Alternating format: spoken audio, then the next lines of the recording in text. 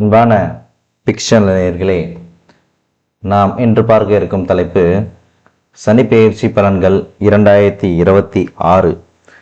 அதில் விருச்சக ராசி விருச்சக லக்னத்தில் பிறந்தவர்களுக்கான பலன்களைத்தான் நாம் இந்த வீடியோவில் பார்க்க போகிறோம். ஏற்கனவே சனி பெயர்ச்சி பலன்கள் 2026 அந்த சீரீஸில் மேஷ ராசி மேஷ லக்னத்திலிருந்து துலாம் ராசி துலாம் லக்னம் வரை மொத்தம் இருக்கக்கூடிய ஏழு வீட்டிற்கும் பலன்களை நம்ம பார்த்தாச்சு. இப்போது 8வது வீடான விருச்சக வீடு, அதாவது விருச்சக ராசி விருச்சக லக்னத்தில் பிறந்தவங்களுக்கான சனிப்பெயர்ச்சி பலன்கள் 2026 அதை தான் பார்க்க போகிறோம். சனி பெயர்ச்சி ஆனதும் சனி அவர்களுடைய பார்வை எந்தெந்த வீட்டு மேலே படப்போகுது, உங்களுக்கு என்னென்ன பலன்கள் கிடைக்க போகுது அப்படின்னு தான் நம்ம பார்க்க போகிறோம். இதில் குறிப்பாக ஒரு மிக விசேஷமான ஒரு பெயர்ச்சி இது விருச்சிக ராசிக்கு. அது ஏன்னு சொல்கிறேன், அதுக்கு முன்னாடி நம்ம சேனலை யாராச்சும் சப்ஸ்கிரைப் பண்ணலாம், சப்ஸ்கிரைப் பண்ணிக்கோங்க, பெல் ஐக்கானும் கிளிக் பண்ணிக்கோங்க. அண்ட் தென் இதுவரையும் இதுக்கு முன்னாடி ராசி இருக்குல்ல, அந்த ராசி லக்னத்தில் யாராச்சும் உங்கள் வீட்டில் பிறந்தவங்க ஃப்ரெண்ட்ஸ் யாராச்சும் அவங்களுக்கு தேவைன்னா பிளேலிஸ்ட்டில் கொடுத்துருக்கேன், நீங்கள் பார்த்து அதை ஷேர் பண்ணிக்கலாம். ஓகேங்களா? அதே போல் கீழே டிஸ்பிளேயில் இருக்க நம்பர் என்னை காண்டாக்ட் பண்ணிங்கன்னா பொதுவான டவுட்ஸ் ஏதாச்சும் இருந்தால் கிளாரிஃபை பண்ணிக்கலாம். இல்லை பர்சனல் அட்வைஸ் கன்சல்டன்ட் எதாவது பண்ணாலும் நீங்கள் பண்ணிக்கலாம், நாமினல் சார்ஜில் இருக்கும். சரிங்களா? நீங்கள் ஆன்லைன்லேயே நீங்கள் பார்த்துக்கலாம், எந்த ஊரில் இருந்தாலும் ஃபாரின் கண்ட்ரீஸில் இருந்தாலும் நீங்கள் பார்த்து தெரிஞ்சுக்கலாம். சரி, வாங்க வீடியோக்குள்ளே போகலாம். விருச்சிக ராசி பொதுவாகவே பார்த்தீங்கன்னா செவ்வாயோட வீடு, கரெக்டுங்களா? மேஷமும் விருச்சகமும் செவ்வாயோட வீடு.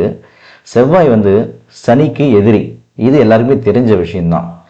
ஆனால் இந்த விருச்சிக ராசிக்கு விருச்சிக வீட்டிற்கு சனி பகவான் எப்போதுமே கெடுதல் பண்ண மாட்டார்.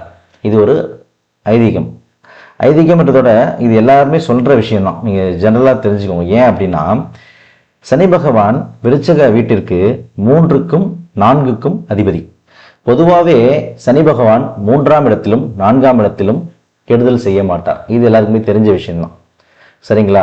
அப்படி இருக்கப்ப அந்த விருச்சிக வீட்டிற்கு 3க்கும் 4க்கும் அதிபதியான சனி பகவான் எப்படி அந்த வீட்டிற்கு கெடுதல் செய்வார்? நேரடியாகவோ மறைமுகமாகவோ கெடுதல் செய்ய மாட்டார். அவர் அந்த வீட்டிலிருந்து எந்தெந்த காரகத்துவத்தை பார்க்கிறாரோ அந்த பலன்களை மட்டுமே அந்த வீட்டிற்கு கொடுப்பார். ஓகேங்களா? அப்படி இருக்கிறப்ப உங்களுக்கு இந்த பஞ்சம சனி, அதாவது இப்போ கும்பராசியிலிருந்து மீன ராசிக்கு தான் சனி பகவான் பெயர்ச்சியாக போகிறார். அப்படி பெயர்ச்சி ஆகிறப்ப உங்களுக்கு எந்தெந்த வீட்டில் மேல பதியுதுன்னு பாருங்க. 3ஆம் பார்வையாக ரிஷப வீட்டில், அதாவது சனி பகவானுக்கு 3 பார்வை இருக்குன்னு உங்களுக்கு தெரியும். 3ஆம் பார்வை, 7ஆம் பார்வை, 10ஆம் பார்வை. மீனம் வீட்டில் இருந்து கொண்டு, மீனம் வீடு எது? விருச்சகத்துக்கு 5ஆம் வீடு. 5ஆம் வீடு பஞ்சம சனி. பஞ்சம சனி துலாம் வீட்டுக்கு எப்படி இருந்துச்சு ஒரு வீடியோவில் சொல்லியிருக்கேன். அதுக்கும் விருச்சிக ராசிக்கும் கம்பேர் பண்ணாங்க, தயவு செஞ்சு கம்பேர் பண்ணாதீங்க. அதில் ஒரு மாதிரி இருக்குது, இதில் ஒரு மாதிரி இருக்குன்னு. ஒவ்வொரு வீட்டிற்கும் அவங்களுக்கு அந்த அதிபதி எந்தெந்த வீட்டிற்கு அதிபதி, அவங்களுக்கு என்ன மாதிரி காரகத்துவம்லாம் செயல்படும் அப்படின்றத பார்த்து அதுக்கு தகுந்த மாதிரி தான் நம்ம பலன்களை பார்ப்போம். சரிங்களா? அதே போல் நான் இன்னொன்று சொல்கிறேன், விருச்சிக லக்னக்காரங்களுக்கு தான் நான் சொல்கிறேன் 100 பலன். விருச்சிக ராசிக்காரங்களுக்கு ஒரு 60%, 50 to 60% பலன் இருக்கும். லக்னம் என்னவோ அதை மெயினாக பாருங்கள். ஓகேங்களா? அதே போல் இந்த வீடியோ இந்த ஃபஸ்ட்டு பலன் சொல்லி முடித்த பிறகு இந்த ஒரு சில லக்னத்துக்கு விருச்சிக ராசி கம்பேரிசன், அது காம்பினேஷனில் யாருக்கெல்லாம் ராஜயோகம் அப்படின்றத நான் சொல்ல போகிறேன். ஸோ அதனால் ஸ்கிப் பண்ணாமல் வீடியோவை பாருங்கள். சரி, இப்போது துலாம் விருச்சிக வீட்டுக்கு 5ஆம் இடமான மீன வீட்டில் சனி சஞ்சரித்து கொண்டு 3ஆம் பார்வையாக உங்கள் வீட்டுக்கு 7ஆம் வீடான ரிஷப ராசியை பார்க்க போகிறார். ஃபர்ஸ்ட் இதுவா? அடுத்தது உங்கள் வீட்டிற்கு 11ஆம் வீடாகிய கன்னி ராசியை பார்க்க போகிறார். அதே போல உங்க வீட்டிற்கு 2ஆம் வீடாகிய தனுசு ராசியை பார்க்க போகிறார். இந்த 3 ராசியை தான் சனி பகவான் பார்க்க போகிறார். நான் சொல்றப்பயே நீங்க ஜாதகம் தெரிஞ்சவங்க, அதை பற்றி ஓரளவு விஷயம் தெரிஞ்சவங்களுக்கு நான் சொல்கிறேன், என்ன சொல்ல வர போகிறேன்னு சந்தோஷத்தோடு நீங்கள் ஆர்வமாக கவனிக்கிறீங்கன்றது நல்லா எனக்கு புரியுது. ஏன்னா 7ஆம் இடம், 11ஆம் இடம், 2ஆம் இடம் என்னென்னு இம்ம நேரம் நீங்கள் கண்டுபிடிச்சிருப்பீங்க, நீங்கள் சொல்ல ஆரம்பிச்சிருப்பீங்க. ஆமாம், அதே தான். ஓகேங்களா? இதில் மிகப்பெரிய 2 நல்ல விஷயம் இருக்குது. ஒரே ஒரு சின்ன ஒரு இக்கு வச்சிருக்காரு சனி பகவான். அந்த இக்கையும் எந்த காம்போ கூட, அதாவது வந்து நீங்கள் விருச்சக ராசியா விருச்சக லக்னமாக இருந்தால் இன்னொரு ராசி இருப்பீங்கள்ல, அந்த ராசி லக்னம் இருக்குல்ல, அதுவும் இதுவும் காம்போ, எந்த காம்போவில் இதை நியூட்ரலைஸ் பண்ணி இதையும் ப்ளஸ் ஆக்குறாரு அப்படின்றது நம்ம பார்க்க போகிறோம். சரிங்களா? சரி, விருச்சக ராசி விருச்சக லக்னமே இருந்தால் அந்த இக்கு தான், அதை மாற்ற முடியாது. சரிங்களா? அந்த இக்கு என்னன்னு பார்ப்போம். ஃபஸ்ட்டு அந்த இக்கை பார்த்தலாம், அப்புறம் நல்ல விஷயத்த சொல்கிறேன். 7ஆம் பார்வை, அதாவது உங்கள் வீட்டிற்கு 7ஆம் அதிபதி வீடு எது? ரிஷப வீடு. அந்த ரிஷப வீட்டை மீனத்தில் இருந்து சனி பகவான் 3ஆம் பார்வையாக பார்க்கிறார். 3ஆம் பார்வை நல்ல பார்வை தான். பஞ்சமஸ்தான சனி. பஞ்சம சனின்னா என்னது? பூர்வ புண்ணிய ஸ்தானத்தில் சனி. பூர்வ புண்ணிய ஸ்தானத்தில் சனி இருக்கும்போது பூர்வ புண்ணிய ஸ்தானத்தை தராசு கையில் பிடித்து கொண்டு கரெக்டாக வந்து அவர் வந்து எடை போட்டு அதுக்கு தகுந்த பலன் கொடுப்பார். அப்படி பலன் கொடுக்குறப்ப போன ஜென்மத்தில் நீங்கள் நல்ல காரியங்களை பண்ணியிருந்தீங்கன்னா எந்த பிரச்சனையும் இல்லை, நல்லா இருக்கும். அந்த இக்கே கிடையாது, இக்கு வந்து அடிச்சிடலாம். இன்கேஸ் ரொம்ப மோசமான பலன்கள் இருக்குது அப்படின்னு பார்த்து, அது மட்டும் இல்லாமல் உங்களுக்கு தசாபுக்தி ரொம்ப வீக்காக இருந்தால், இதுவரை திருமணம் ஆகவில்லை என்றால் இந்த 2.5 வருடங்களுக்கு திருமணம் ஆவது ரொம்ப கடினம். ஓகேங்களா? கிடைச்ச பொண்ணை கல்யாணம் பண்ணிக்கணும், அந்த நிலைமை தான். இல்லைன்னா 2.5 வருஷமும் வெயிட் பண்ணி தான் ஆகணும். ஆல்ரெடி ரொம்ப லேட் மேரேஜ் ஆகிறவங்களாம் சில பேர் இருப்பீங்க இந்த ராசியில். அவங்களுக்கெல்லாம் வந்துட்டு நான் சொல்கிற ஒரே டிப்ஸு, ஜாதகம் பொருத்தம் இருந்தால் கல்யாணம் பண்ணிக்கோங்க. ஓகேங்களா? அதுவும் நான் சில லக்னம் சொல்ல போகிறேன். அந்த லக்னத்தில் பிறந்து இந்த விருச்சக ராசியிலையோ இல்லை இந்த விருச்சக லக்னத்தை பொறுத்து அந்த ராசியிலையோ பிறந்திருந்தீங்கன்னா இந்த பிரச்சனையை நீங்கள் தப்பிச்சிக்கலாம். விருச்சக ராசி விருச்சக லக்னத்திலே பிறந்து தசாபுக்தி ரொம்ப வீக்காக இருந்து லேட் ஏஜ் ஆகிடுச்சுன்னா கிடைக்கிற பொண்ணை தயவு செஞ்சு மேரேஜ் பண்ணிக்கவங்க. கண்டிப்பாக திருமணத்தில் தாமதம் ஏற்படும். மேரேஜ் ஆனவங்க ரொம்ப ஜாக்கிரதையாக இருக்கணும். வாயே திறக்கக்கூடாது. ஆணாக இருந்தாலும் சரி, பெண்ணாக இருந்தாலும் சரி. வாயை திறந்தீங்கன்னா யாராச்சும் வந்து கட் பண்ணி பிரிச்சுடுவாங்க, பிரித்து கும்பிடுவாங்க.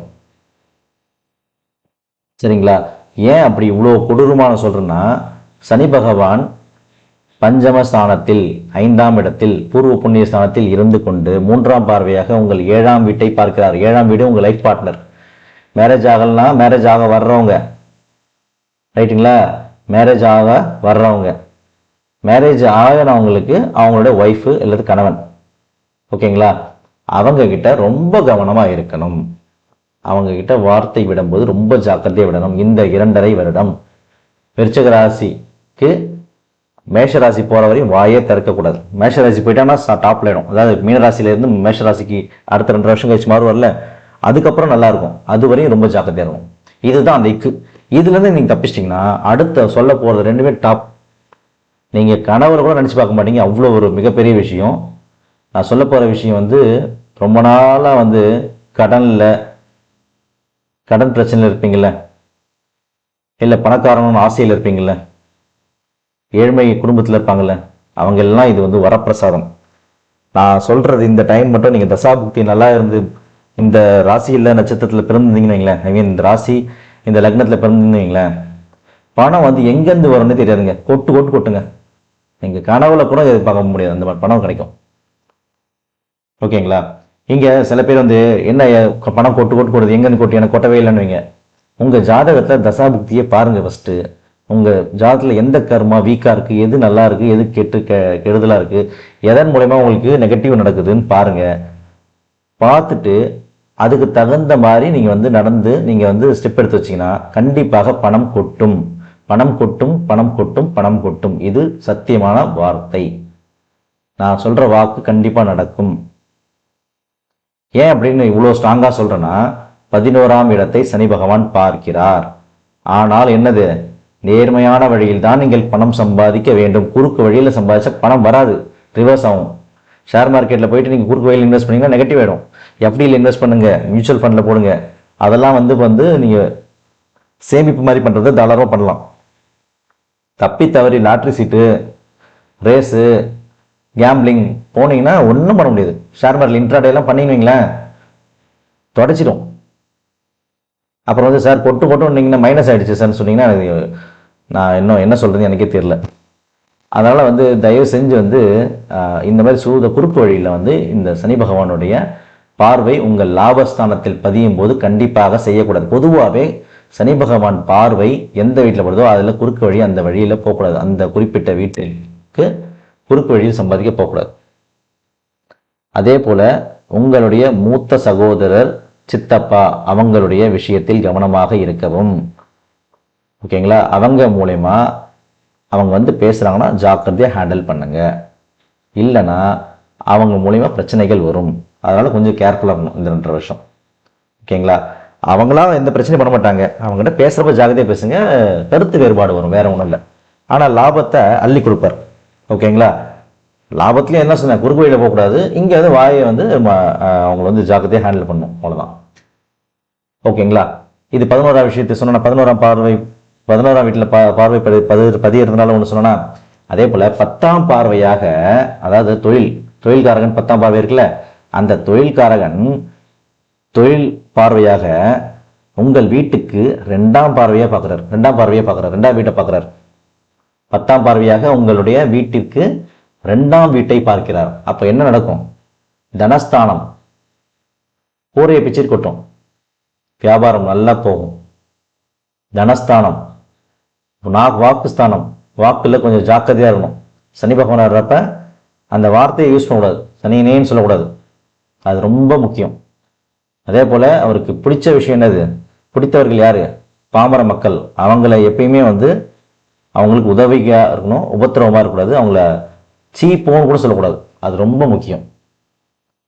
ஓகேங்களா? அதே போல குடும்பஸ்தானத்தை பார்க்குறாரு. குடும்பத்தில் ரொம்ப ஜாக்கிரதையாக இருக்கும். குடும்பத்தில் ஏன் ரொம்ப ஜாக்கிரதையாக இருக்கணும் அப்படின்னா, குடும்பம் வந்து எப்பயுமே வந்துட்டு நீங்கள் வந்து சாஃப்டாக ஹேண்டில் பண்ணணும். கரெக்டுங்களா? இப்போது ஏதாச்சும் ஒரு வார்த்தை நீங்கள் கோபமாக பேசிட்டீங்கன்னா குடும்பத்தில் விரிசல் வரும். அப்போ என்ன ஆகும்னு பார்த்தீங்கன்னா, அந்த விரிசலே பெரிய பிரச்சனையாக மாறிச்சுன்னா குடும்பத்தில் நிம்மதி இருக்காது. எவ்வளோ பணம் வந்தாலும் நிம்மதி இல்லாமல் போயிடும்ல. அதுக்கு தான். ஏன் அப்படி சொன்னால், இந்த 3 விஷயத்துலேயே ஒரு காமனான விஷயத்தை நீங்கள் நோட் பண்ணிருக்கலாம். ஃபஸ்ட்டு சொன்ன 3ஆம் பார்வையாக அந்த 7ஆம் பார்வை பார்க்குறப்ப மேரேஜ் விஷயத்தில் ரொம்ப வாயை விடக்கூடாது, ஜாக்கிரதையாக இருக்கணும்னு சொன்னேன்.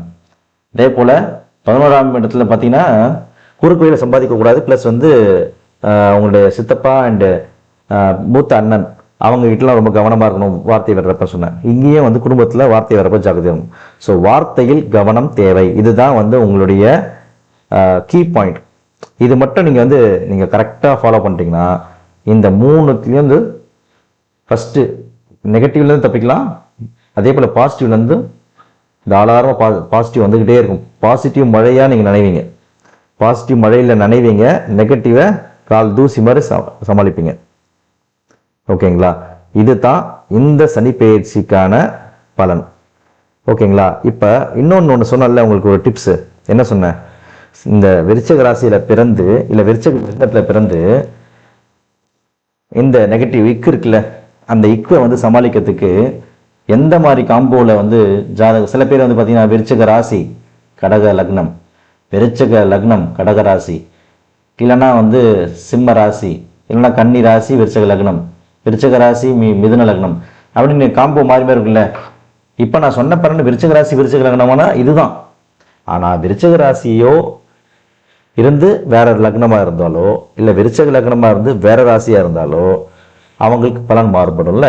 அப்படி இருக்கப்ப எய்தர் ராசியோ லக்னமோ விருச்சகமாக இருந்து எந்தெந்த வீட்டோட காம்போவாக இருந்தால் உங்களுக்கு இந்த இக்கு ஒழிஞ்சி நல்ல உங்களுக்கு நெகட்டிவே இல்லாமல் அப்படி போகும். குறிப்பு வந்து பின் குறிப்பு தசாபுக்தி நல்லா இருக்கணும். அதுவும் ஓகேங்களா? இருந்தால் எந்தெந்த லக்னம் வேற வீடாக இருந்து விருச்சகமாக இருந்தால் எது நல்லா இருக்கும், டாப் கிளாஸில் இருக்கும் அப்படின்னு பார்த்தீங்கன்னா மிதுன ராசி இல்லை மிதுன லக்னம். ஓகேங்களா? அதே போல் கன்னி ராசி கன்னி லக்னம், அதே போல் தனுசு ராசி தனுசு லக்னம். இந்த 3ம் இருந்து விருச்சிக ராசி காம்போவோட இருந்தா, அதாவது மிதுன லக்னம் விருச்சிக ராசி, கன்னி லக்னம் விருச்சிக ராசி, தனுசு லக்னம் விருச்சிக ராசி, இல்லைனா விருச்சிக லக்னம் மிதுன ராசி, விருச்சிக லக்னம் கன்னி ராசி, விருச்சிக லக்னம் தனுசு ராசி, இந்த காம்போவில் இருந்தாங்கன்னா அவங்களுக்கு பணம் கூரையை பிச்சிட்டு கொட்டும் எந்த நெகட்டிவ் வராது, பாசிட்டிவ் மட்டும் தான் வரும். ஜாக்கிரதையை வார்த்தையை மட்டும் ரொம்ப கையாளுங்க. மற்றபடி எந்த பிரச்சனையும் மேரேஜ் டிலேலாம் இருக்காது, மேரேஜ் தான் தாராளமாக நடக்கும். ஏன்னா அந்த லக்னத்துக்கு அந்த அந்த ராசியோட பலனும் இப்போ பாருங்க, அந்த காம்போவும் இந்த காம்போவும் சேர்த்து பார்க்குறப்ப அதில் இருக்க நெகட்டிவ் இதில் பாசிட்டிவ் ஆகிடும். இதில் இருக்க பாசிட்டிவ் அந்த காம்போ பாருங்க, நீங்கள் செக் பண்ணி பாருங்க, அதை பார்த்தா புரியும் உங்களுக்கு. இதில் இருக்க நெகட்டிவ்லாம் அதில் ப்ளஸ்ஸாக இருக்கும். அப்போது ப்ளஸ் இந்த அதில் இருக்க நெகட்டிவ்லாம் அதில் ப்ளஸ் ஆகிடும்ல. அப்போது உங்களுக்கு அதை சமாளித்து அந்த இக்கு மறைஞ்சி உங்களுக்கு டாப் பிளே இருப்பீங்க நீங்கள். ஓகேங்களா? ஸோ நான் என்ன சொல்கிறேன் அப்படின்னா, நீங்கள் வந்து இந்த காம்போவில் இருக்கிறவங்க எல்லா விஷயத்துலையும் உங்களுக்கு நல்லதாக நடக்க போகுது. இருந்தாலும் வார்த்தையை மட்டும் கொஞ்சம் ஜாக்கிரதையாக விடுங்க. அது மட்டும் வந்து ரொம்ப ரொம்ப முக்கியம். சரிங்களா? இப்போது இது ஓகே, இது கூட தசாபுக்தி ரொம்ப முக்கியம். ஒருவேளை தசாபுக்தியும் நல்லா இருந்து, தசாபுக்தி நல்லா இருக்குதுன்னா, குறிப்பாக வந்து இப்போ சனி பேசி தானே, சனி பகவான் தான் பார்க்க போறாரு. அதே சனி தசை நடந்துச்சுன்னு வைங்களேன், இன்னும் விசேஷம். சனி தசை, சனி வந்து நல்ல பொசிஷனில் இருக்காருன்னு வச்சுக்கோங்களேன். சனி தசை சனி வந்து நல்ல பொசிஷனில் உங்கள் ஜாதகத்தில் இருந்து அவங்க சனிக்கர்மா வாங்கி அவங்களுக்கு வந்து பார்த்தீங்கன்னா இப்போ வந்து சனி தசை சனி புக்தி வந்து கொஞ்சம் சுமாராக இருந்தாலும் சனி தசை நடந்தாலே போதும். ஏன்னா நல்ல பொசிஷன்லேருந்து சனி தசை சனி புக்தி நடந்தால் நல்லது தானே. சனி கர்மாவையும் வாங்கி இருந்தாரும் வைங்களேன், இந்த நான் சொன்ன காம்போவில் இந்த கோச்சாரமும் நடந்துச்சு வைங்களேன், எழுதி வச்சுக்கோங்க. அந்த மாதிரி ஒரு காம்போ யாராவது ஜாதகம் இருந்தால் தயவு செஞ்சு நீங்கள் பார்க்கவே வேணாம். நீங்கள் வந்து அப்படியே கண்ணை மூடி வச்சுட்டு நீங்கள் மொபைல் தூக்கி வச்சுருங்க. யார்கிட்டையும் ஜாதகமே பார்க்க தேவையில்லை. ஓகேங்களா? நீங்கள் எந்த இடத்துல இருந்தாலும் உங்களை தானாக தேடி பணம் வரும், தானாக தேடி மரியாதை வரும், தானாக தேடி புகழ் வரும். ஓகேங்களா? உங்களுக்கு சந்தோஷமான வாழ்க்கை அந்த குறிப்பிட்ட பீரியட், இந்த 2.5 வருஷம் சொர்க்கத்தை நீங்கள் வீட்டிலே இந்த உலகத்திலேயே பார்க்கலாம். அந்த மாதிரி ஒரு அமைப்பு வரும். ஒரே நாளில் பணக்காரனாக இருப்பாங்களே, இந்த 2.5 வருஷத்துல எங்கேயோ போயிடுவாங்க அந்த குறிப்பிட்ட நபர்கள்.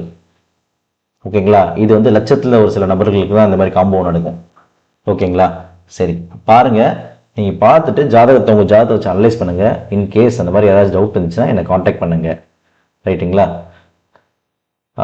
வேற ஒன்றும் இல்லை. இந்த வீடியோ உங்களுக்கு பிடிச்சதை லைக் பண்ணுங்க, ஷேர் பண்ணுங்க, மறக்காம நம்ம சேனலை சப்ஸ்கிரைப் பண்ணுங்க. Thank you all.